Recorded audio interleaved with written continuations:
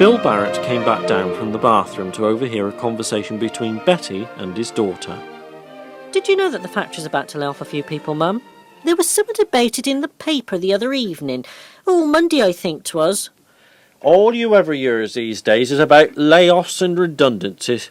I'm glad I'm retired. Hello, Dad. All we're hoping is that it won't affect Alec.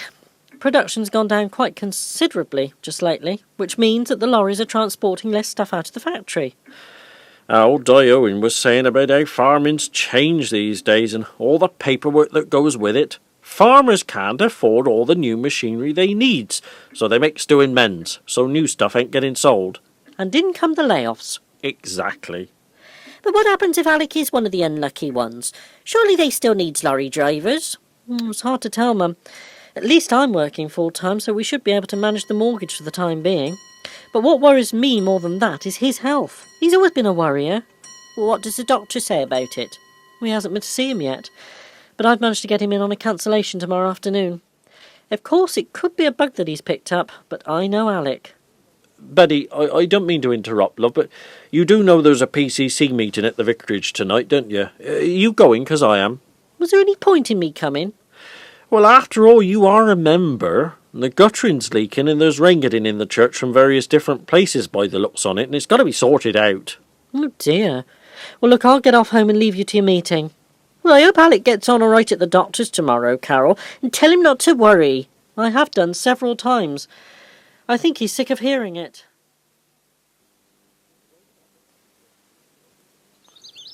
David Embling had just finished cleaning down one of his 2 tractors in the barn. He began to tidy up when Gwen came out to find him. She looked around the inside. Her facial expression was sad. "Hello, love. You won't find any more babies abandoned out here. One was enough." There's no need to make light of it, David. It was only a joke, love. Here, you don't want to give a hand cleaning off the baler, do you? Only 10 many more weeks before you'll be needed. David Embling, don't you think I got enough to do without being your permanent skivvy, or is it slave? Hello, Mother. Gwen turned around to see her mother-in-law, Edith, at the barn entrance. Edith, get off indoors. You'll catch your death in just that nightgown. Oh, take her back in, will you, love?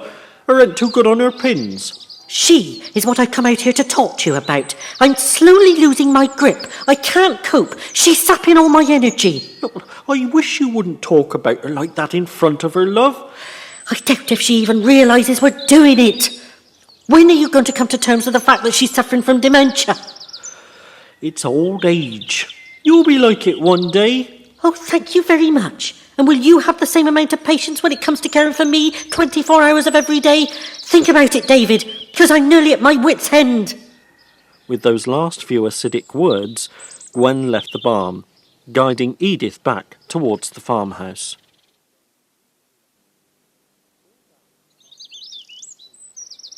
Bill Barrett was fast coming to the conclusion that Collingbourne Tuck was beginning to lose grasp of his mental state. The old man's worrying about a family of hedgehogs which were apparently nesting in his garden shed was becoming an obsession. Bill rummaged through the shed's contents as Collingbourne explained his reasons for locking Fred Partridge inside overnight.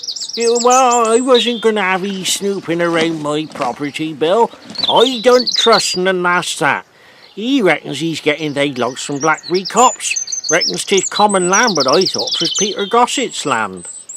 Bill put down a couple of the logs that were piled up in the old man's shed. Oh, I ain't quite so sure about that, Collingbourne. He might be right. I shall have to check the boundaries to be sure. Anyhow, I shan't mess around with anything else in here, or I shall dirty myself up, and I'm just off over to the vicarage for this PCC meeting. Is this about the church guttering? Well, the state of the church generally, I think. Bill suddenly noticed something on the shed floor. Here, is that your so-called family of hedgehogs down there? I'm worried about them, Bill. I've been planning to get a vet 'cause they ain't budged an inch. But they dead, do you reckon? Bill carefully made his way to the back of the shed, to the place where he could see the 4 objects, and bent down to take a closer look. He picked one up. Careful, Bill. They got fleas and you might get pricked. He then picked up the other 3 and made his way back out of the shed. Here, how old were you on the 1st of April? Who knows darn well how old I was. You and Betty sent I a birthday card and her made I a cake. Ah, 90-year-old. When did you last have your eyes tested, eh? Oh, I dunno, I don't reckon I needs 'em done, why? Well, it's just that your family of hedgehogs ain't, eh? Look, 4 old lavatory brushes that you probably threw down in there years ago and forgot about. No wonder the damn things never moved. At least Bill's discovery lightened the proceedings at the vicarage later on. There were just 6 members of the parochial church council in attendance. Clifford was rather depressed at the low turnout, especially as Stephen Amor had made enough sausage rolls and ham sandwiches to feed the entire village. Despite all this, the meeting was a constructive exercise. Everyone agreed that the guttering should be replaced, but that the diocesan architect should be brought in to inspect the problem, not just of the guttering, but of the other apparent leaks in the church. Frank Plackett thought it might not be a bad idea to call in an expert to give an estimate, at least for the replacement guttering. The meeting ended at around 10:45, and Stephen was amazed to find that most of his food had in fact been consumed and evidently enjoyed. Ironically, as Bill Barrett passed Collingbourne Tuck's garden gate on his way home, he'd walked to the meeting, he could hear a snuffling sound. There, on old Tuck's lawn, he could just make out the round shape of a hedgehog.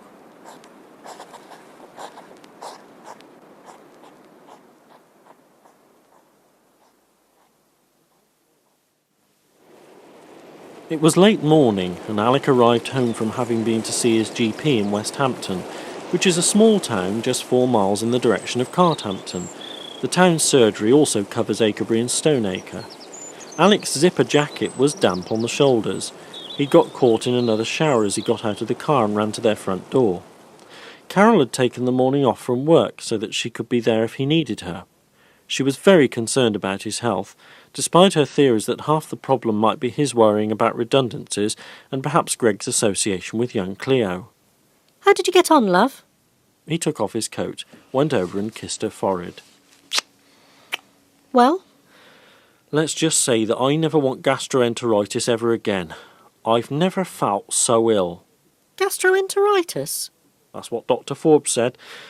He's put me off work for another week, and he's given me these tablets, codeine phosphate or something. Oh, it's a damn nuisance, Carol, considering the next few days are crucial as far as our jobs are concerned. Yes, I know, love. And I don't want to add to your worries, but Cy Vason telephoned for you while you were at the doctor's. He wants to see you in his office on Friday afternoon. Oh, heck, what on earth for, do you reckon? Well, just relax between now and then. Try to get yourself better before Friday. Look, I'm sure it's nothing to worry about.